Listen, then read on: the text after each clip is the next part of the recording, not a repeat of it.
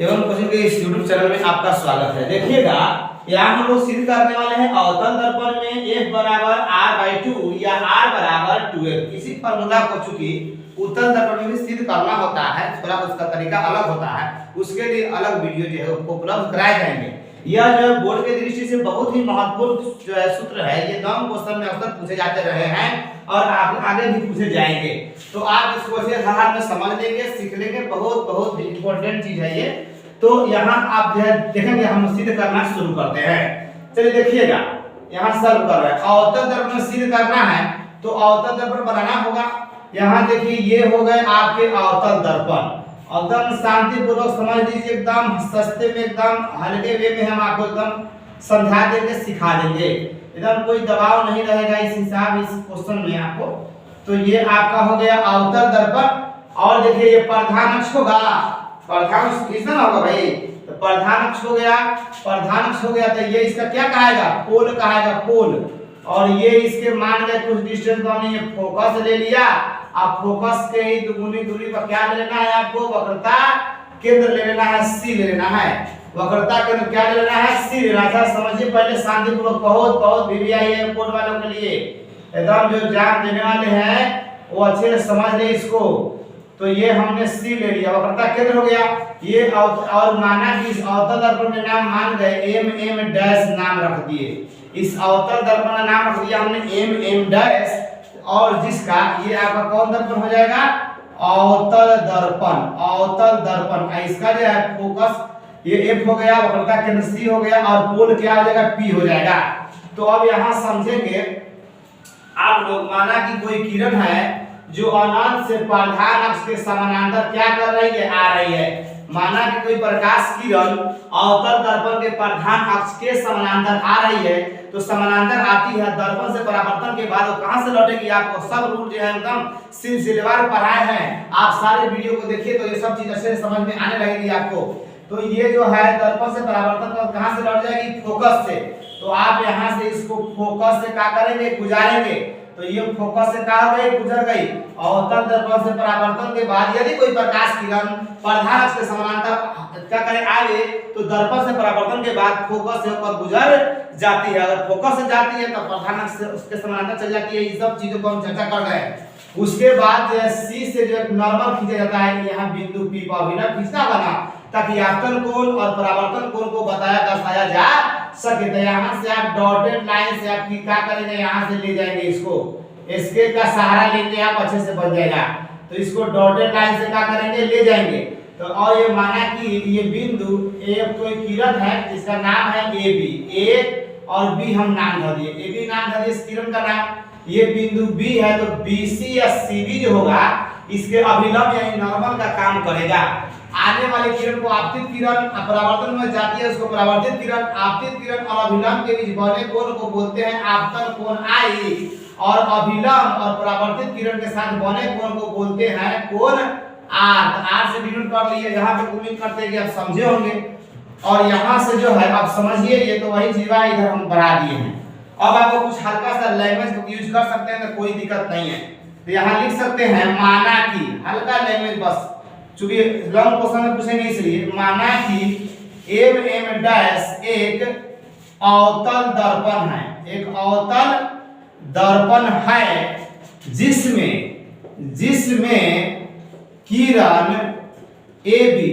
Kiran A B प्रधान अक्ष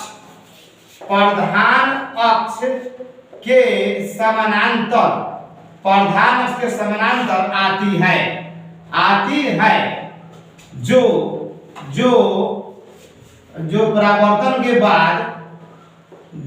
परावर्तन के बाद कहां से गुजरती है, फोकस देखिए, फोकस एफ से होकर गुजरती है, हो गई सीधी सी बात। अब यहां समझ लीजिएगा आप लोग, यहां कहेंगे चूंकि सीबी अभिलंब है। सीबी क्या है आपका, अभिलंब है। जब अभिलंब हो गया तो आपतन कोण परावर्तन कोण बताना होगा। तो यहां से कहेंगे इसलिए कोण ए बी सी बराबर होगा सी बी एफ, कोण सी बी एफ। ये कैसे हो गया भाई? परावर्तन के नियम से, परावर्तन के नियम से कैसे हो गया है? परावर्तन के नियम से। होश में रहिए, ऐसा समझिएगा, घबराइए नहीं। देखो परावर्तन के नियम से, क्योंकि आप जानते हैं कि परावर्तन का नियम क्या होता है? आपतन कोण परावर्तन कोण के बराबर होता है। जब ये आपतन कोण है, ये परावर्तन कोण है, तो बराबर होबे करेगा। और सीबी इसका क्या है? विलंब है। वही दिए, चूंकि सीबी विलंब है, इसलिए कोण ए बी सी और सी बी एफ का हो गया बराबर हो जाएगा।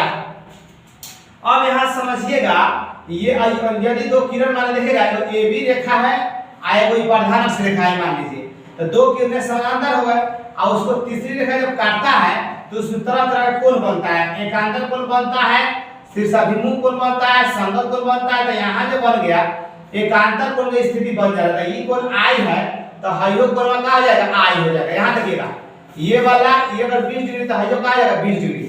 तो यहाँ से कहेंगे आप लोग डायरेक्ट कोण ए बी सी, कोण ए बी सी बराबर हो जाएगा कोण बी सी एफ। जिस कोण को दिखाना होता है उसको बीच में लिखते हैं, ध्यान रखिएगा। इसको दिखाना है ना तो सी बी एफ लिखिए।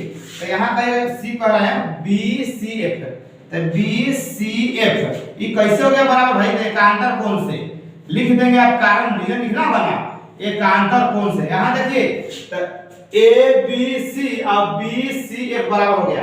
तो यहाँ जो दोनों देख रहे हैं, माना कि ये समीकरण 1 है और समीकरण क्या हो गया? 2 है।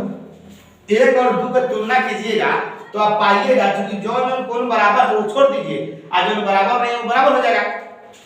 मान लीजिए कितना बराबर इतना है, इतना बराबर इतना है, तो इतना जगह पर हल रख नहीं सकते हैं। यहाँ दिखाई दे रहा है आपको? यहाँ तक क्लियर चले उधर, यहाँ हो जाएगा, एक स्टेप हो जाएगा। ठीक, देखिए यहाँ लिखना होगा समीकरण 1 और 2 से, 1 और 2 से लिखिए, चाहे 1 और 2 की तुलना करने पर जैसे कहिए। तो दोनों बराबर है तो बराबर छोड़ दीजिए, बराबर नहीं है उसको बराबर कर लीजिए। या इसके जगह पर, इसके जगह पर जो है, इसके जगह यहाँ पर ये वाला आ जाएगा, तो नहीं जगह हाई बराबर बहु। तो इसलिए कहेंगे कोण नहीं दिखाई दे रहा है, इसलिए कोण सी बी एफ बराबर हो जाएगा कोण बी सी एफ। नया समीकरण बन गया, समीकरण कितना? 3 बन गया। यहाँ देखिए तो ए बी सी, इसको 1 और 2 को तुलना किए तो हमको मिला सी बी एफ बराबर बी सी एफ। कहाँ है खोजिए था? सी बी एफ मतलब भाई वाला कोण और बी सी एफ मतलब ये वाला कोण, ठीक है? तो ये दोनों कोण बराबर है। एगो त्रिभुज बन रहा है बी सी एफ, एगो त्रिभुज है। तो जवना त्रिभुज में 2 कोण बराबर होके वो कौन त्रिभुज होता है? समद्विबाहु त्रिभुज होता है। तो यहाँ कहिएगा आप लोग, यहाँ बराबर हो गया, कहेगा चूक यहाँ से बराबर हो गया ना, तो कहेंगे इसलिए त्रिभुज बी सी एफ यहीं तक होश में रहिएगा। बी से शुरू कीजिए, यहाँ तक जाइए, यहाँ से यहाँ, यहाँ से यहाँ, त्रिभुज बन रहा है। तो जवना त्रिभुज में 2 कोण बराबर हो जाए उस त्रिभुज को बोलते हैं समद्विबाहु। तो जवना त्रिभुज में 2 कोण बराबर हो, 2 भुजों बराबर, 2 भुजा बराबर, तो समद्विबाहु हो गया। इस त्रिभुज बी सी एफ एक समद्विबाहु त्रिभुज होगा, समद्विबाहु त्रिभुज होगा। जब इस समद्विबाहु त्रिभुज हो गया तो 2 बाहु बराबर हो गया ऊपर। तो जब कौन बाहु बराबर होता है? जब कोण बराबर होता है ओकरे सामने वाला भुजा बराबर होता है। तो i बराबर, तो i के सामने हई लग रहा है, r बराबर r के सामने ये वाला लग रहा है। तो कौन बराबर हो जाएगा? bf और cf का हो जाएगा बराबर हो जाएगा। तो लिखेंगे हम लोग इसलिए cf बराबर हो जाएगा किसके? bf के। किस लिए ये बराबर हो गया? तो भुजा होने के कारण। तो यहाँ जैसे कहिए तो भुजा के कारण, समबाहु त्रिभुज की भुजा के कारण ये लैंग्वेज लिख सकते हैं, नहीं लिख सकते हैं। समद्विबाहु त्रिभुज की भुजा है, इसीलिए क्या है? ये दोनों बराबर है। अब यहाँ एक और लॉजिक लगाना होगा, ध्यान दीजिएगा। यदि है p के बहुत निकट हो, यहाँ से अलग समझिएगा। ये माना कैसे है? ये आपका क्या था? अवतल दर्पण है मान गए, और ये ऐसे से कर ही रहेंगे अपना, और यहाँ से f रहा होगा, यहाँ से c रहा होगा, किरण गया है आया है और ये मिलाया गया है। तो यदि हाई वाला किराना है p है, यदि हाई किरण अगर यहाँ पे आ जाए, यहाँ आ जाए, यहाँ ऐसे करते करते नीचे वाले आइएगा तो ये जो है bf दिख रहा है ये तो pf के बराबर हो जाएगा। यानी ये वाला चीज इसके बराबर हो जाएगा। यदि इसको लिए धसकाया जाए तो इसको कम करते जाइएगा तो आपको यदि बी पी के बहुत निकट आ जाएगा तो बीएफ बराबर क्या हो जाएगा, पीएफ हो जाएगा। तो आपको यहाँ लिखना होगा यदि समझा रहा है इसको, यदि बी पी के बहुत ही निकट हो, मतलब सभा बी पी के करीब में आ जाएगा, है रेखा है सब बराबर हो जाएगा। यदि बी पी के बहुत ही निकट हो तो लिखना होगा हम लोग को यहाँ से लिखना होगा बी एफ बराबर क्या आएगा, पी एफ, बी एफ बराबर पी एफ। अब चूंकि इसमें देखिए तो अब इसको तुलना कर लीजिए, यहाँ तुलना की तो बी एफ मिल रहा है, तो जो नहीं मिला है उसको क्या कौन हो जाएगा, बराबर हो जाएगा। तो यहाँ हो जाएगा, इसलिए आपका जो है, इसलिए सी एफ बराबर क्या आ जाएगा, पी एफ हो जाएगा। देखिए तो ये वाला और ये वाला मैच कर गया, तो जो मैच कर गया वो छोड़िए, यही समझिए कि एक जगह पर है रख सकते हैं, तो बीएफ के जगह सीएफ रख दिए तो यहाँ आएगा ना सीएफ, तो सीएफ बराबर पीएफ हो गया। आप चाहे तो समीकरण मान भी सकते हैं, 3 चरण तक जरूरत नहीं है। अब यहाँ से समझिए आपका काम यहाँ से हो रहा है, यहाँ पहले समझिए विद्यार्थी साहब, यहाँ आपका पोल हो गया, फोकस हो गया, तो पोल और फोकस के बीच के दूरी को क्या कहते हैं, फोकस दूरी। तो ये आपका फोकस दूरी हो जाता है कहां से कहां तक, यहां से लेके यहां तक। उसका पोल और वक्रता केंद्र के बीच की दूरी को क्या कहते हैं, वक्रता त्रिज्या बोलते हैं। तो यहां से लेके यहां तक आ जाएगा, वक्रता त्रिज्या हो गया। ये भी आप समझ रहे होंगे, आप डॉक्टर से दिखा सकते हैं। हो गया। यहाँ पे आपका क्या हो जाएगा, तब लिखना होगा अपना सीएफ। देखिए सीएफ का ये स्पेशल नाम नहीं है, पीएफ का नाम है फोकस दूरी, और पी से लेकर सी तक नाम है वक्रता त्रिज्या। तो यहाँ आप देखना आपको होगा, इसको आप ऐसे लिख सकते हैं, या करके ऐसे लिख सकते हो, सीएफ बराबर पीएफ बराबर, इस ई वाला चीज बराबर है। इसे साबित हुआ कि दोनों टुकड़ी का है बराबर है। एक मतलब इस संख्या अगर 10 होगा तो ये 10 होगा, तो दोनों मिलके 20 होगा, तो कोने को निकालना होगा, दूसरे भाग कर देंगे तो एक वो नहीं निकल जाएगा। तो ये हो गया सीएफ बराबर पीएफ, अब बराबर संख्या के आधा, संख्या कितना है PC/2, संख्या क्या है PC है, संख्या क्या है PC का आधा कर देंगे। क्योंकि सीएफ का कोई स्पेशल नाम नहीं है तो उसको छोड़ देंगे, लिखेंगे पीएफ बराबर PC/2, और पीएफ क्या है आपका फोकस दूरी है, पीसी क्या है वक्रता त्रिज्या है, अपाटा का 2 है। यही आपको सिद्ध करना था, यही आपको इसमें क्या करना है, लाना था। इसको चाहेंगे आप तो क्रॉस गुना कर देंगे, r बराबर गुना में गुना हो जाएगा, 2 गुना f क्या हो गया 2f हो जाएगा, r बराबर 2f हो गया।